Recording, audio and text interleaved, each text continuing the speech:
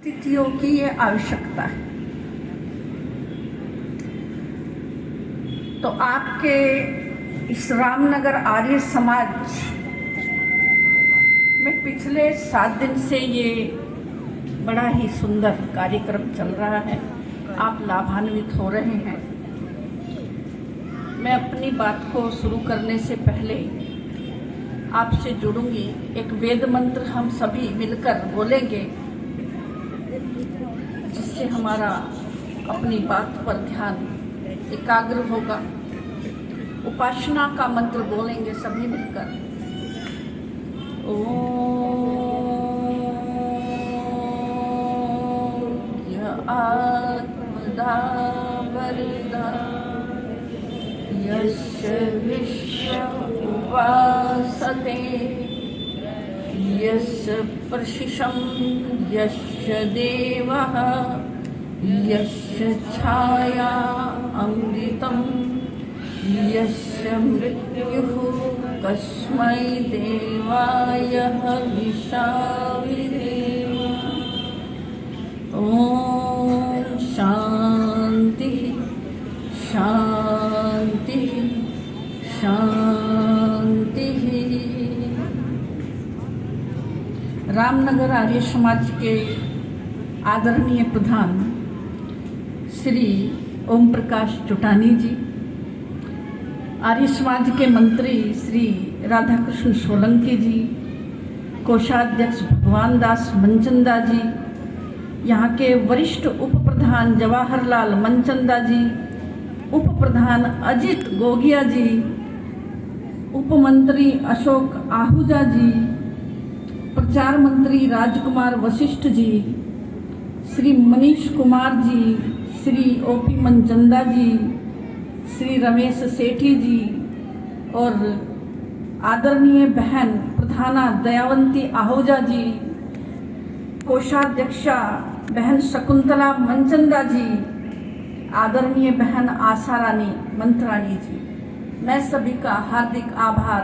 हमारी बहन ने बड़ा ही सुंदर अभी ऋषि भक्ति का पंजाबी स्वर में बड़ा ही अच्छा भजन सुनाया। सब बड़े ही जोश से भरे हुए थे। आपका भी सभी का मैं एक स्वर में हार्दिक अभिनंदन और स्वागत करती हूँ।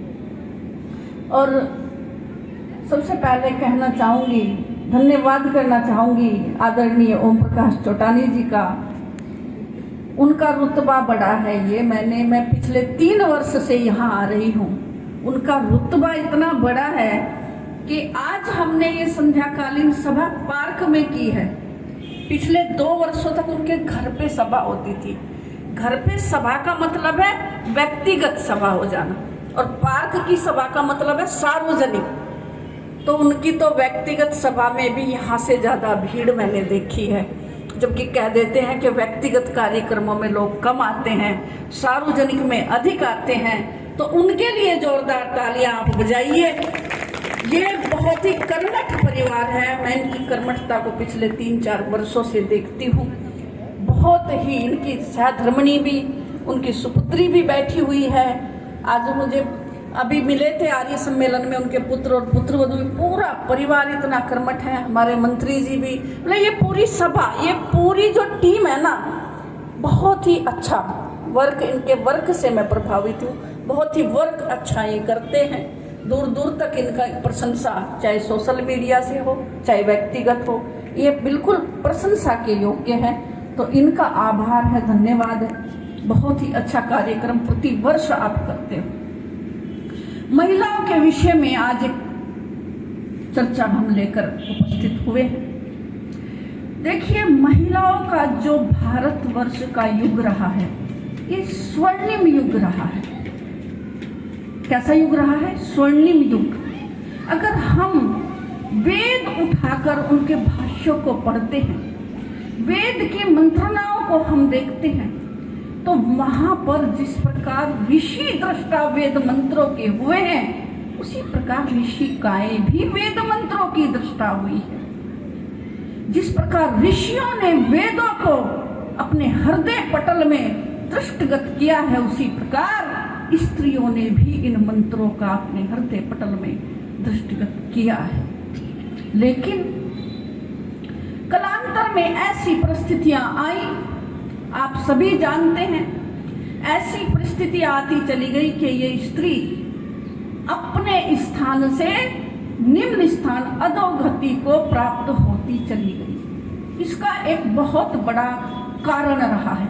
ये एक दिन में नहीं हुआ, इससे होने में बहुत समय लगा। और समय क्या लगा? ये स्त्री जाति जो है ये अपने स्वरूप को भूलकर, कहाँ माता मदालसा जैसी स्त्रियां यहाँ पर हुई, अनसुया जैसी विदुषी यहाँ पर हुई, राजा जनक की सभा में गार्गी जैसी विदुषी जब ऋषि याज्ञवल्क्य से शास्त्रार्थ करती है, ऐसी ऐसी यहाँ पर विदुषी हुई। अरे ये तो मध्य युग की ही बात है, जो कालिदास जैसे मूर्ख को इतना बड़ा विद्वान और महापंडित बना देती है। विद्युत्मा जैसी विदुषी यहाँ पर हुई। और राम युग आप देखिए, जब हम सृष्टि के प्रारंभ से अगर हम रामायण काल की बात करें तो राम युग में ही आप देखिए, अगर आप वाल्मीकि रामायण में पढ़ते हैं, जब राम को वनवास के लिए कैकेयी अपना वर मांगती है तो राम माता का कितना ऊंचा दर्जा हमारे इतिहास, हमारे ग्रंथ, हमारे शास्त्र इस स्त्री का बताते हैं। राम एक बार भी ये नहीं कहते कि कैकेयी ने मेरे लिए वनवास मांगा है या ये कोई गलत कार्य किया है। वो तभी कहते हैं कि अभी मैं राजा बनने योग्य यानी के नहीं हूँ। मेरे राजा बनने पर माता कैकेयी को संशय है। उन्होंने वनवास नहीं, वनवास भेजने का मतलब ये है कि मैं अभी और वीर बनूं, और बलशाली बनूं, और राजनीतिज्ञ बनूं, और अपने कर्तव्य और दायित्व को पहचान सकूं। इसलिए मेरे लिए वन माता ने चुना है, क्योंकि अभी उन्हें संशय है कि मैं अभी राजा बनने योग्य नहीं हूं। तो माता, ऐसी माता जिनके विषय में पुत्र कभी संशय भी नहीं कर सकता कि माता मेरे विषय में मेरे लिए कुछ गलत पथ चुनेगी, तो ये सम्मान है, ये सम्मान है माता का। और वेद कहता है कि अगर ईश्वर की उपासना के बाद किसी की उपासना का नंबर आता है, किसी की उपासना, किसी की पूजा, किसी की स्तुति का नंबर आता है, तो वो स्त्री है। स्त्री ही ब्रह्मा बभूवि। ऋग्वेद कहता है कि गृहस्थ रूपी यज्ञ की, गृहस्थ रूपी यज्ञ की ये स्त्री क्या है? ब्रह्मा है। यानी कि गृहस्थ को चलाने वाली ये स्त्री है। स्त्री के बिना, और स्त्री को इतना ही नहीं, स्त्री को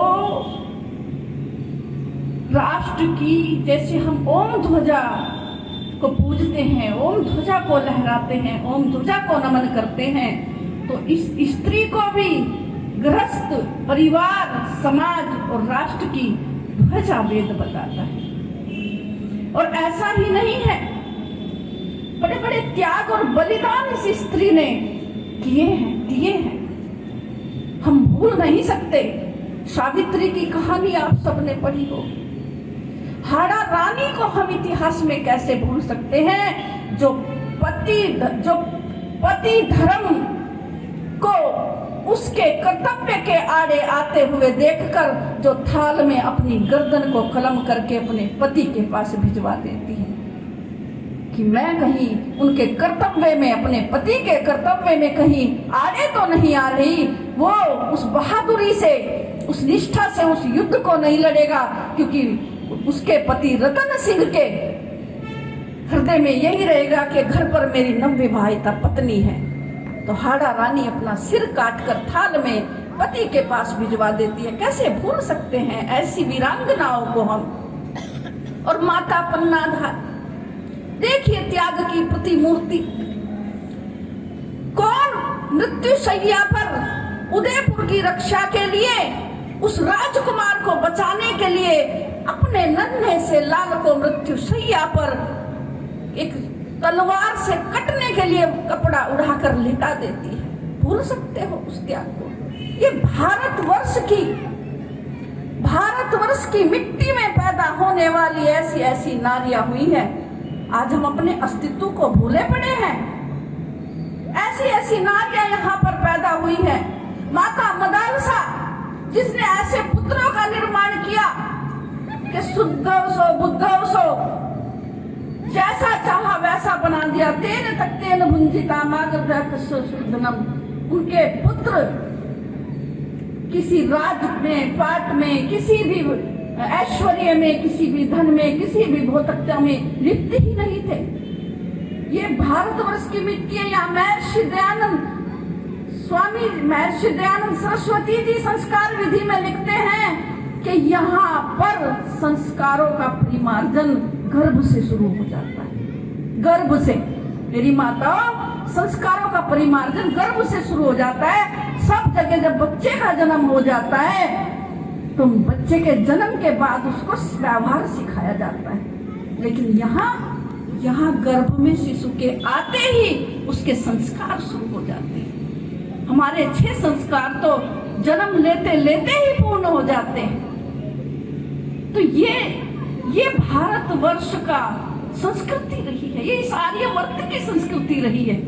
ऐसी माताएं यहाँ, ऐसी स्त्रियां, ऐसी नारियों का ये देश रहा है, ये मिट्टी रही है। गौरवशाली हमारा इतिहास रहा है? लेकिन क्या हुआ? लेकिन हुआ ये कि हमने इनको नहीं सुनाए पद्मनियों के जोहर। आज जो विकृत रूप हुआ है समाज का, स्त्रियों का, महिलाओं का, आज विकृत रूप है, और ये भी हमारी वजह से हुआ है। क्यों हुआ है? क्योंकि हमने इनको नहीं सुनाए पद्मनियों के जोहर, और इसीलिए ये आज सुन रही गैर मजहब के सोहर। इसीलिए ये आज सुन रही गैर मजहब के सोहर। जब महर्षि दयानंद जी का प्रादुर्भाव इस धरा पर हुआ, उस समय स्त्री की स्थिति इतनी दयावह थी। और क्यों थी? क्योंकि यहाँ पर स्त्रियों का पढ़ना पढ़ाना बंद हो गया था। यहाँ अशिक्षा फैल गई थी, अविद्या फैल गई थी। अशिक्षा और अविद्या के आने से ये नारी जाति को अपवित्र मान लिया गया था, और इसको शूद्रों की तरह, पैर में जूती की तरह एक अपवित्रता का भाव, मतलब जानवर से भी कोई अपवित्रता का भाव नहीं करता, लेकिन इसको अपवित्र मान लिया था कि इसके दर्शन भी ठीक नहीं है। बड़ी बड़ी संज्ञाएं। खैर मैं इतनी बड़ी बात कहाँ इसको नहीं ज्यादा बढ़ाना नहीं चाहूंगी, लेकिन कहे की वजह से ये हुआ अविद्या के कारण, अशिक्षा के कारण। स्त्री का पढ़ना पढ़ाना बंद हुआ, विद्यालय बंद हुए, गुरुकुल बंद हुआ। इसने अपने स्वरूप और अस्तित्व को ये भूल बैठी, और उसका परिणाम ये हुआ कि माँ के गर्भ में ही कन्याओं के विवाह रच दिए जाते थे। कई बार होता क्या था, बेटी पैदा हुई और विवाह गर्भ में ही हो गया। बेटी पैदा हुई और वो समय के साथ विधवा हो गई। ऐसी बेटी का उसकी माँ भी दर्शन करना, उसका अगर माता श्रृंगार कर रही है और वो विधवा नाम की पुत्री अगर सामने आ जाए तो माँ भी उसको देखना पसंद नहीं करती थी। ऐसी स्थिति इस स्त्री जाति की थी। जिंदा जला देना पतियों के साथ में। विधवाओं को कोई घर में नहीं रखता था, उनको फिर वृंदावन भेज देना, उनके सर के बाल काट देना, उनको, अपनी बेटियों को लोग दान कर दिया करते थे। किनको? पंडों को दान कर देते थे। इतनी एक वस्तु की तरह बेटियों को, कन्याओं को मान लिया गया था, और ये सब अविद्या के कारण। महर्षि दयानंद जी आए और सर्वप्रथम उन्होंने ये चीज उठाई कि ये क्या कर रहे हो, ये नारी शिक्षित नहीं होगी तो ये आने वाली संतति कहाँ से शिक्षित होगी। अरे भाई, जो मनुष्य है, मनोभाव मनुष्य तो बनता ही सारा सिखाने से है। ये अपने पुत्रों को संस्कार कहाँ से देगी, ये पुत्रों का निर्माण कैसे करेगी? इसका पढ़ना बहुत जरूरी है। और पहला विद्यालय जालंधर में महर्षि दयानंद ने कन्या पाठशाला, जालंधर में महर्षि दयानंद जी कन्या पाठशाला खुलवाते हैं। और एक स्त्री ही ऐसे समय में 16 बनकर जब उठती है, रानी लक्ष्मीबाई का नाम तो मेरी बहनों सभी आप लोग जानते हैं। रानी लक्ष्मीबाई हरिद्वार में महर्षि दयानंद के पास जाती है। मैंने उनकी जीवनी में पढ़ा है ये वक्तव्य, और जाकर कहती है कि मेरी झांसी का राज्य स्वामी जी खतरे में है, मैं आपसे मंत्रणा करने आई हूं कि मैं क्या करूं, मेरे पति अब नहीं रहे, मैं अकेली हूँ, पुत्र ना होने के कारण अंग्रेजी शासन उसको अपने में विलय करने के लिए आतुर है, लेकिन मेरा शौर्य कहता है कि मैं अपनी उस भूमि पर ही लड़ते लड़ते वीर गति को प्राप्त हो जाऊं, लेकिन जीते जी अपना राज्य उनको ना दूं। महर्षि दयानंद कहते हैं, आज मुझे लगता है कि इस आर्यवर्त की मिट्टी में वीर तरुणी अभी तक खत्म नहीं हुई, वीर तरुणी अभी तक खत्म नहीं हुई है कि शरीर तो आना जाना है, इस आत्मा तो कभी मरती ही नहीं है। और जो वीर अपने कर्तव्य को पूर्ण करते करते वीर गति को प्राप्त हो जाते हैं, वो कभी मरते नहीं हैं। आप अगर वीर गति को भी प्राप्त हो जाते हो तो आपका नाम, आपका उदाहरण और आपके शौर्य को याद करते करते पता नहीं कितने वीर और वीरांगनाओं का और जन्म होगा।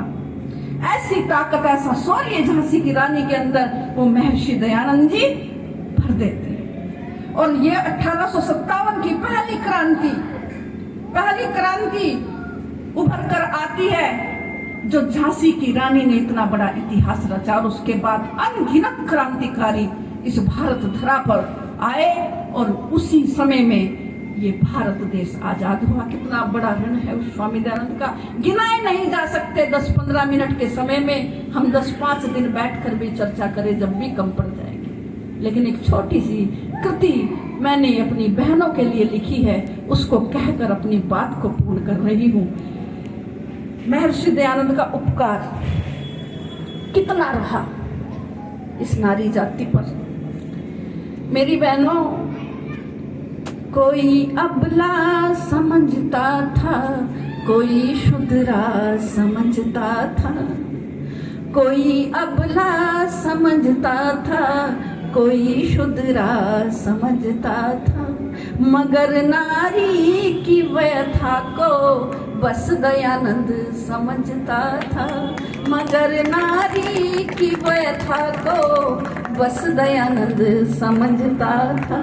वो कितनी शक्तिशाली है, उसने कृष्ण राम पाले हैं, वो कितनी शक्तिशाली है, उसने कृष्ण राम पाले हैं, कि ये ईश्वर समझता था या बस दयानंद समझता था, ये ईश्वर समझता था या दयानंद समझता था। तू आर्यावर्त की बेटी किसी से डर नहीं सकती। अरे तूने तो बनाया है सब कुछ, कि तू आर्यवर्त की बेटी किसी से डर नहीं सकती, तुझ में सर्जन की शक्ति है, तू अबला हो नहीं सकती, तुझ में सर्जन की शक्ति है, तू अबला हो नहीं सकती। बचाया है तुझी ने देश धर्म और जाति को, कि तू वीरों की जननी है, तू अबला हो नहीं सकती, कि तू वीरों की जननी है, सरल तू हो नहीं सकती।